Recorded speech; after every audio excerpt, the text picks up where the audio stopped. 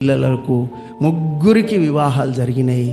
కుమార్తె కూడా అద్భుతంగా దేవుని ఏర్పాటు, ఆమె కూడా వివాహం జరిగింది. అందరికీ పిల్లలు, కుటుంబము నెమ్మదిగా పోతుంది అనుకుంటుండగా ప్రభు నా మనసులో ఎందుకో ఆ మాట నాకు మనసులో కలగజేశాడు. నరపుత్రుడా, నీ కన్నుల కింపైన దానిని నీ యొద్ద నుండి ఒక్క దెబ్బతో తీసివేయబోచున్నాను. నీవు అంగలార్చవద్దు, ఏడవవద్దు.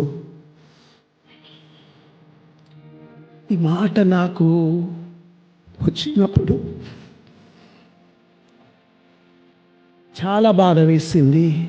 ఒకరోజు బాగా ప్రార్థన చేసి పడుకున్నా. నేను సేవకురాలు కలిసి ఒక స్థలానికి వెళ్ళిపోయాం. అక్కడ ఒక ఎత్తైన కొండ ఉంది. ఒక మర్రి ఊడ లాంటి ఊడ నా దగ్గరికి వచ్చేసింది. నేను దాని మీద కూర్చున్నా, దాన్ని పట్టుకున్నా. ఆ మర్రి ఊడ నన్ను అమాతం లేపింది. ఆ కొండపైకి నన్ను లేపింది. అమాతం నేను దాని మీద పోయి నిలబడ్డా. సుశీల, నువ్వు కూడా వచ్చేయి కూడా పట్టుకుంది. అది పైకి లేచింది, వస్తుంది అనుకుంటుండగా ఆ మర్రి ఊడ పట్టుకున్నట్లుగా ఉన్నది వదిలిపెట్టింది. ఆ కొండ మీద మధ్యలోనే పడిపోయి రక్తసిక్తమైపోయింది.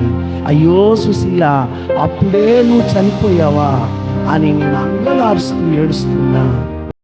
సమయము 2 గంటలు నిద్రపోతుంది. దేవుడు నాకు దానిపై పరిచాడు.